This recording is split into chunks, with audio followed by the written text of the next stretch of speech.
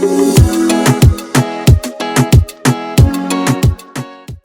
guys, well, if you guys don't know, I'm Erica. If you guys are new here, please subscribe, comment to my channel. So I'm starting this video off, as you guys can see, in the car. So as I was saying, now he's a little bit calmed down. But yeah, so this is a side that I think I haven't talked about as much, that you guys don't get to see or haven't seen as of yet. But a little backstory, I have older videos on my channel that I kind of talked about this a little bit when my son was born. So a little bit of background. My youngest son, Scariest, he's now 1, like 14 months actually. But he was born super early. He was born at 27 weeks and 3 days, so he was very premature. He spent a little bit over 2 months in the NICU when he was born, because he was so premature. He did have a lot of breathing problems and things like that. And then like immediate him coming home, breathing issues. He has had COVID twice. He's had RSV. They diagnosed him with bronchiolitis. I think I might be saying that wrong, but so he had a very troubled I should say year of his life, like his whole life so far. But he's a soldier. He's pulled through every single time. But basically, and with me, giving a little background on me and his dad, we both struggle with asthma really bad. We both actually, it's weird, we actually bonded over that when we first met because we both been incubated. And if you don't know what that means, incubated means basically where you can't breathe and they have to like basically put a tube down your throat. You're on basically a machine to help you breathe because you can't breathe on your own. So we basically was incubated at 6 years old. Fun fact about me, when I was 6 years old, I had a very, very bad asthma attack. I could not breathe. I got incubated, but unfortunately because I was incubated and I couldn't breathe for so long, my left lung collapsed. So I only have one working lung in all reality. My left lung looks like a balloon. It's deflated, so it will never go back to normal, but I'm okay. It's just I breathe a little bit harder than others, so I'm at 50% and other people's at 100. But yeah, so yeah, that's a little fun fact about me. But unfortunately that passed down to my youngest son because he basically has asthma. Now, for people that don't know, now I'm not a doctor or anything, but I just lived with asthma my whole life. I will never be a person that grew out of it. I still take my inhaler, my breathing treatments and everything till this day. So does his dad. So we know the background. And it's so crazy because, through my life, I've been in the hospital numerous of times. I can't even remember the numerous of times. I've had so many doctors that know me by name, staffs, and I had one particular doctor, I will never forget. His name was Mr. Green, or Dr. Green, not Mr. Green. Dr. Green, he saved my life basically. When I was in the hospital, my mom, when I basically collapsed and had to get incubated, they basically told my parents, if she does make it, which we don't think she will, you guys want to call your family, you guys want to do this, you guys want to do that. I had a priest pray over me. It was real crazy at 6, real scary. And I remember bits and pieces of it because I was 6, that's a age. I remember being incubated, kind of had a weird experience where I was standing over me, but it wasn't my time. God said, nope, not you, not right now, not your time. So even after that, even after I survived and Dr. Green stepped in, was like, no, we're going to do everything we can, and he basically saved my life, and I will be forever thankful of him and the man above. But at the same time, they did tell her, unfortunately, because her asthma is so bad and she has so much damage, she's probably not going to live past 10. And guess what, y'all? I will be 31 this upcoming year. So I'm still here. I'm still breathing. Thank God, all because of him.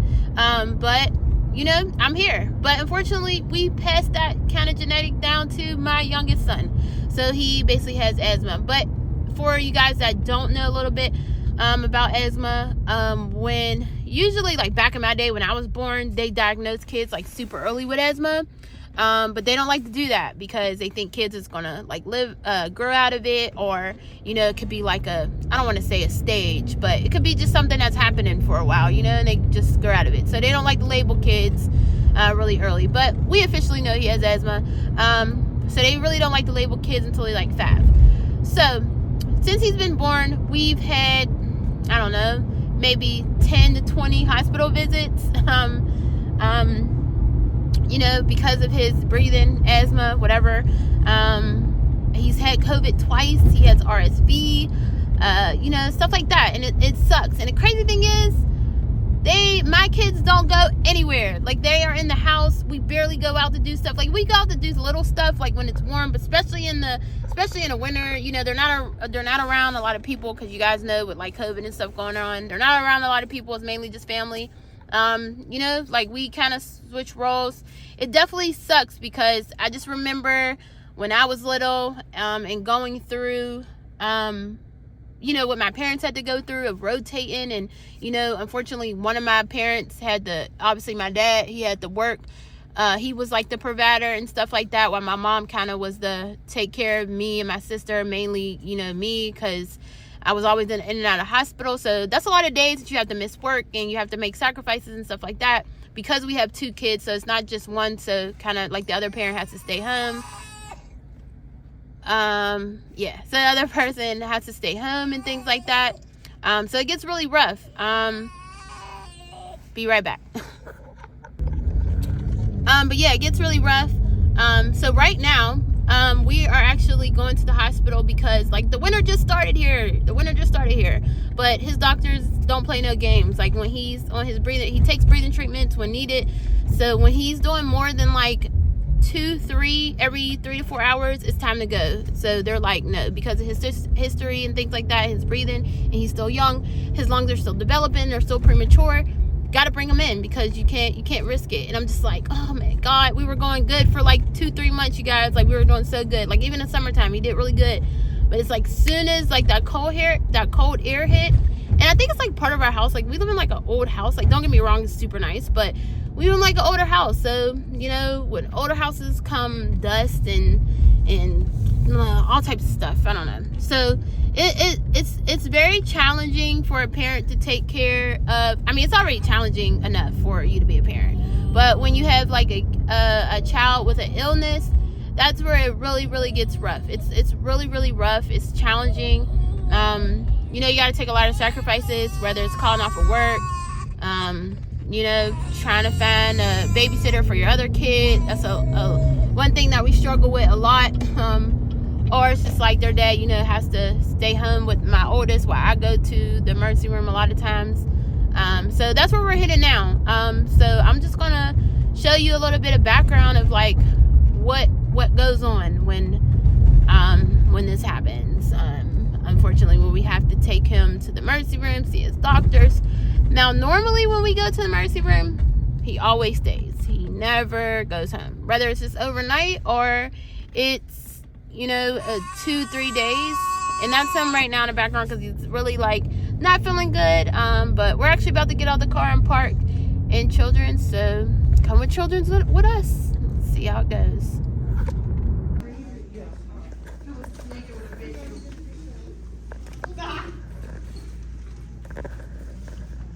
Us in the nursery. I'm tired. We've been here over an hour already. Now we are still waiting. It's gonna be a long wait. It's like I think 11 o'clock now.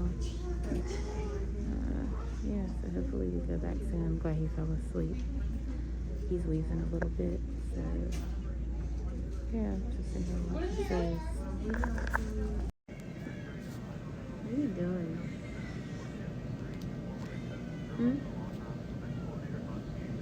They act just normal. That don't feel good.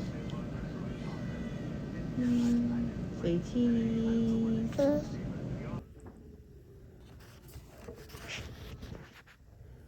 Alright, hey you guys, what's up?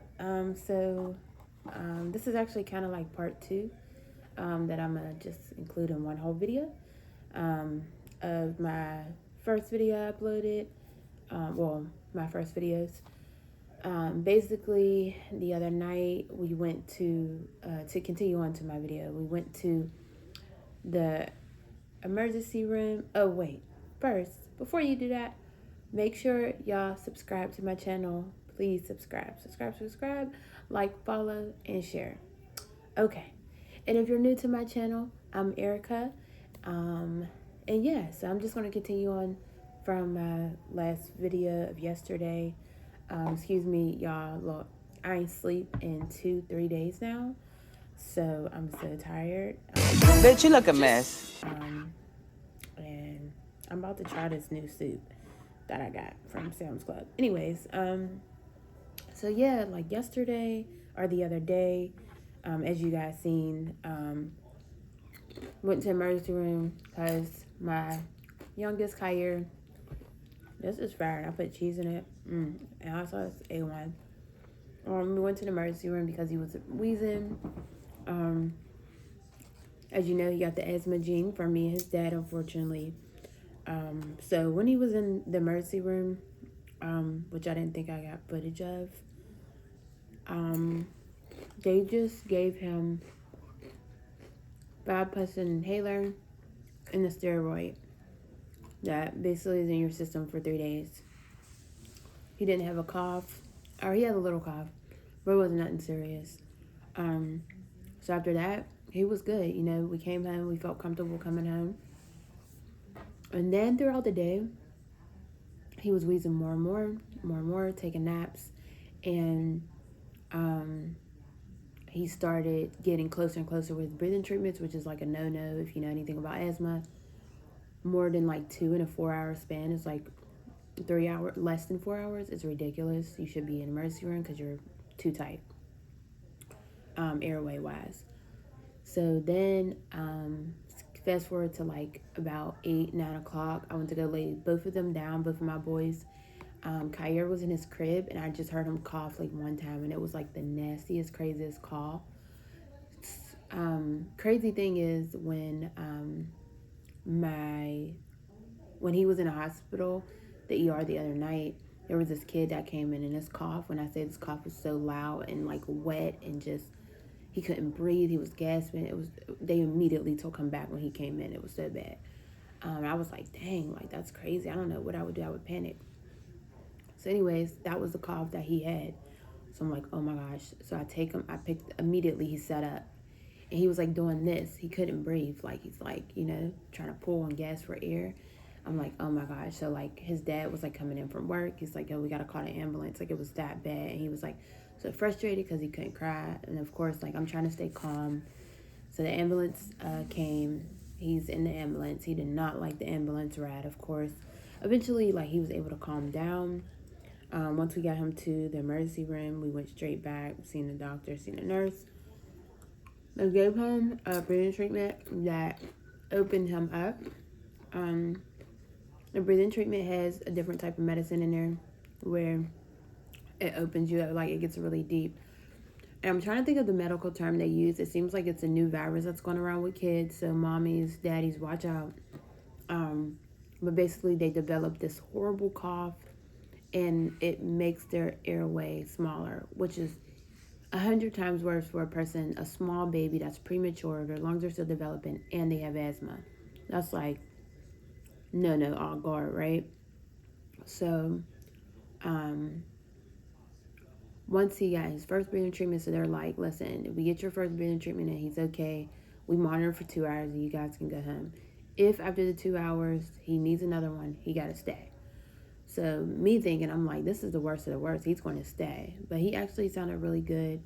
And they actually said being under cold air is good for this type of cough and him breathing like that, which is weird because I'm like, it's cold outside. I thought that would make them sicker, but it actually opens him up more to get more air in. So he's actually been sleeping pretty peacefully today and last night because he slept in my room. We had the air on, like the air conditioner on. Not blowing on him directly, but it was super cool in my room, which he needs. Like, he's been asleep now for like 3 hours, which is great. And of course, I'm watching him like a hawk. And my other son, he's sick, but it's nowhere near like this, you know. He's just really like irritated and, you know. But yeah, y'all, this asthma shit ain't no joke. Like, I was born with asthma, as I was saying in my last video. I was incubated at 6. My left lung had collapsed, and I'm praying to God like that never ever happens with my son. Because it's a horrible feeling. It was so scary yesterday. Never seen my son like that, like ever. He's actually had COVID twice before, and he didn't even breathe like that when he had COVID. So it was bad, but it wasn't like that. And I never seen him like pull at his throat. That's what really scared me. And just the sound of his cough, y'all, if y'all can hear it, it's just so bad. But he is feeling better now. He has a doctor's appointment with his doctor. And I think now they'll probably maybe finally officially diagnose him with asthma because unfortunately now when you're at a certain age, they try not to diagnose kids until they're like 5 with asthma because they hate to label kids. But I'm like, listen, it is what it is at this point. He has asthma. Like, somebody else had to get it. Hey, if me and his dad have it, and I skipped our oldest, it was only gonna, you know, it was like gonna happen. Somebody was gonna get it, and unfortunately, he got it. I hate it for him. I hate it for us. I hate it for our family. It sucks. But listen, I'm gonna hold y'all. If it wasn't for the man above, you know what I would do, cause he pulls them through every single time, and he's up. Oh, maybe not. But he's doing better now. I just wanted to do a quick like update video because I know that's kind of left you guys hanging. We got in like so late, so we're hoping that we won't have to go back anytime soon. Where we're at now, and it's cold, so that makes them like get sick a little bit more. Cause he's fine during the summer, surprisingly, because mine is kind of opposite to how we use during the summer, but especially when the weather changes. So this really put it in perspective to like try to look for a new place like ASAP to move another state where it's warm. Mostly all the time. Cause